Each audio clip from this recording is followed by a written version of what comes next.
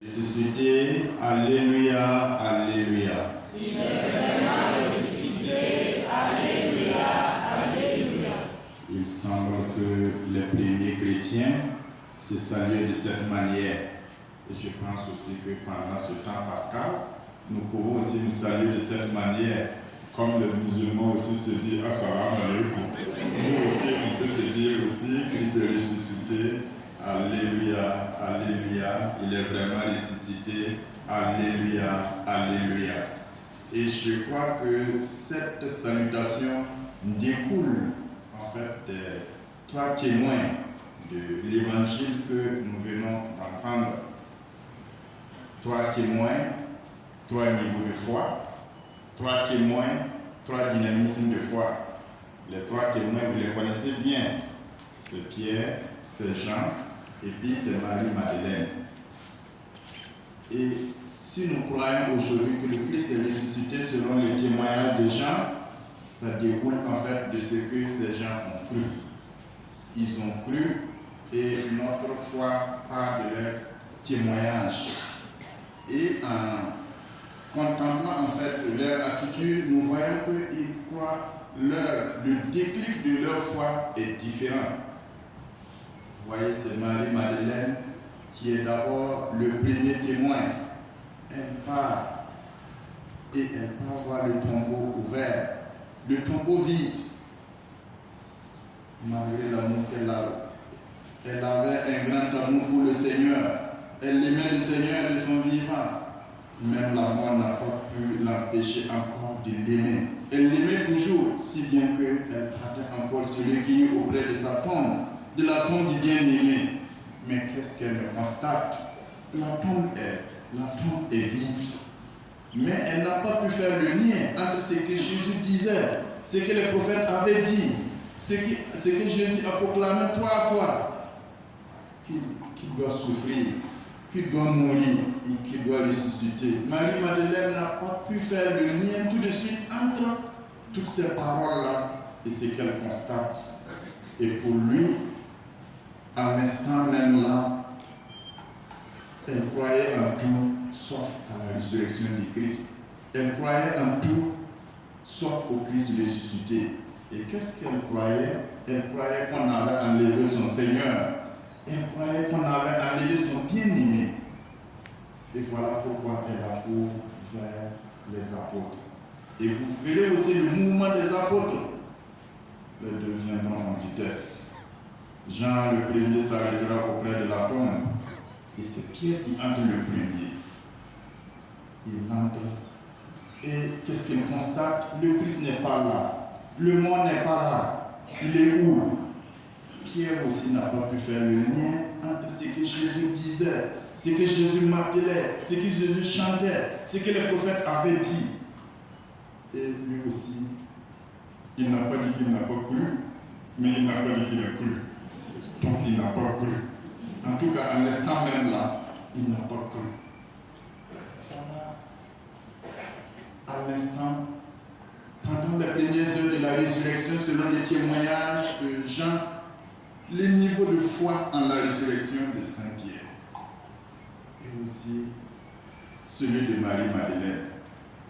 Et Jean, le plus jeune qui accourt avant, qui arrive devant la tombe, avant Pierre, il s'arrête auprès de la tombe. On aurait dit peut-être que c'est parce qu'il a peur, c'est parce qu'il est le plus jeune et qu'il a peur qu'il n'est pas entré. Non. Il y avait tout un passé derrière. Lui-même, il répète qu'il est le disciple que Jésus aimait. Il ne disait pas seulement pour fâcher les autres, il le disait par expérience. C'est fort de cet amour qu'il a expérimenté de la part du Seigneur, qu'il a essayé de répondre à sa manière.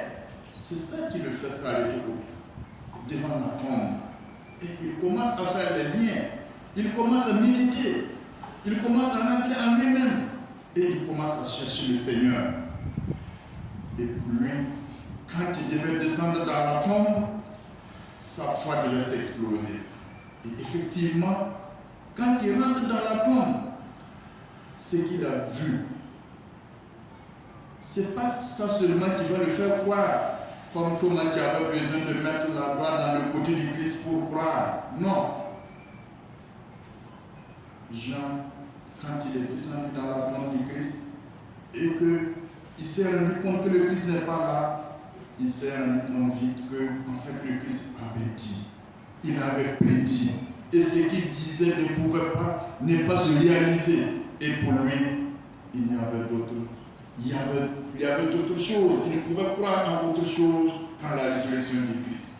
Et voilà pourquoi lui, il a pu croire avant les autres. Jean n'a pas cru seulement à la résurrection du Christ. Jean a cru que, avec la résurrection du Christ, lui-même il est devenu tout autre. Il a été transformé. Lui-même il est ressuscité. Lui-même il est entré dans une nouvelle vie. Il n'a pas seulement cru que le Christ est ressuscité, mais il a cru que le Christ est ressuscité avec lui. Il n'a pas seulement cru que le Christ est sorti de sa tombe, mais il a cru que le Christ, en sortant de sa tombe, l'a emporté. Hors aussi de sa tombe, l'a emporté hors de sa prison, de sa prison des ténèbres, de sa prison d'égoïsme, de sa prison de mégalomanie. Lui qui voulait siéger ou à la droite ou à la gauche de Jésus au ciel. Il sort de toutes ces prisons. La foi en la résurrection, c'est un processus, c'est une maturation. Vous voyez les disciples, ils étaient, ces deux disciples, et même Marie-Madeleine, ils ont été avec Jésus. Ils ont entendu Jésus dire ces choses, les événements de la résurrection, tout ce qui devait se passer. Mais vous voyez devant le fait accompli, quelle a été la réaction de chacun. Quel était le niveau de foi de chacun. Alors, frères et sœurs, il conviendrait qu'à la fin de cette fête de la résurrection, que chacun s'évalue. Est-ce que je suis d'abord encore au niveau de Marie-Madeleine qui pensait que, en fait, le Seigneur n'est pas ressuscité, mais on l'a enlevé? Ou bien je suis comme Pierre qui n'arrive pas à faire le lien entre ce que Jésus a dit et ce qui se vit actuellement, et je suis dans l'incrédulité, ou bien ma foi s'éclate comme celle de Jean.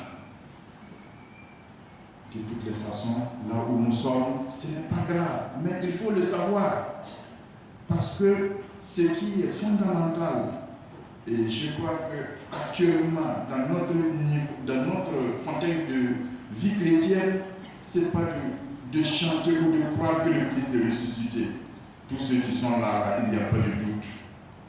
Tout le monde dirait que le Christ est ressuscité. Mais est-ce que moi, je suis ressuscité? Est-ce que la résurrection du Christ me transforme? Est-ce que la résurrection du Christ me libère? Est-ce que la résurrection du Christ me donne cette foi des apôtres? Vous voyez dans la première lecture, comment Pierre, après son processus de maturation de foi, proclame. Vous voyez comment ce sceptique des premières heures proclame sa foi. Il n'a pas peur de proclamer que les gens ont tué le Christ injustement. Il n'a pas peur de dire que le Christ est mort pour la bonne cause, pour nous sauver, pour nous donner la vie. Lui qui, le soir du vendredi saint, disait qu'il ne connaissait pas ce temps. Peut-être même qu'il a dit que lui ne l'a jamais vu. Mais quand il est, après des temps de maturation de sa foi, il proclame, il chante, il n'a plus peur. Il n'a plus peur des candidatons. Il n'a plus peur des gens qui vont le critiquer. Il n'a plus peur des gens qui vont le flageller. Il n'a même plus peur de la mort pour dire que le Christ est ressuscité. Voilà quelqu'un que la résurrection du Christ est ressuscité. Voilà quelqu'un que la résurrection du Christ a ramené à la vraie vie. La vie dans la foi, la vie en Jésus. Écoutez mes frères et sœurs, nous croyons que nous sommes le temple de Christ. Nous croyons qu'avec le baptême, nous sommes devenus tout Christ. Pourquoi Christ va ressusciter et nous serons encore dans notre tombeau? Pourquoi Christ va ressusciter et nous allons nous promener encore comme des morts. Non, si le Christ est ressuscité, nous devons être aussi ressuscités. Et je pense que c'est ça vraiment le nœud du problème. Parce que beaucoup de chrétiens proclament que le Christ est ressuscité, alors qu'ils luttent encore dans leur tombeau. Ils n'arrivent pas à se débarrasser de leur tombeau. La pierre qui ferme la tombe encore là. Non, nous devons ressusciter. Et comme je l'ai dit, notre résurrection suit un processus. Jean n'a pas seulement, comme je le disais, Jean n'a pas seulement cru parce que le Christ est ressuscité. Jean a cru que lui-même, il est devenu un homme nouveau. Si le Christ est ressuscité, nous devons être des hommes nouveaux. Des hommes nouveaux à travers notre manière de vivre, à travers des hommes nouveaux, à travers notre façon d'être, à travers nos paroles. Pourquoi on va vivre là? Pourquoi on va être ressuscité et nous serons les patrons de la pollution? Pourquoi nous allons être ressuscités et nous allons encore faire souffrir? Pourquoi nous allons être ressuscités si nous faisons encore mourir? Si les souffrances des autres ne nous disent rien, s'il n'y a pas de miséricorde dans notre cœur, alors comptons en nous-mêmes et voyons là où nous sommes. Si le Christ est ressuscité alors que nous sommes morts, nous n'avons pas encore de foi. Si le Christ est ressuscité et nous sommes encore dans les ténèbres, nous ne croyons pas à la résurrection du Christ. La résurrection du Christ est d'abord notre résurrection. La résurrection du Christ est d'abord notre renouveau. Il ne ressuscite pas pour que nous l'applaudissions. Il ne ressuscite pas pour que nous chantions sa bravoure seulement. Il ressuscite pour nous entraîner dans la vie nouvelle, dans la vie du Christ, dans la vie du témoignage. Pourquoi je vais célébrer Pâques et ne pas vivre comme le Christ? Et ne pas revoir les problèmes que j'ai avec les voisins, les problèmes que je vis en famille. Et le plus souvent, c'est moi qui suis au centre, c'est moi qui bloque, c'est moi qui refuse de tendre la main. Alors, le Christ est ressuscité. Il vient fracasser les portes de nos prisons pour que nous sortions. Il vient détruire nos ténèbres pour que nous puissions être illuminés. Laissons-nous illuminer par sa lumière nouvelle pour que Pâques de cette année ne soit pas comme Pâques de l'année passée, ne soit pas comme Pâques d'il y a 5 ans ou 6 ans où les fêtes viennent et se succèdent. Pâques doit nous renouveler, Pâques doit nous replonger dans le Christ, Pâques doit faire de nous de nouveaux Christ pour le monde, pour l'Église, pour notre famille, pour nos milieux de vie. Nous sommes ici.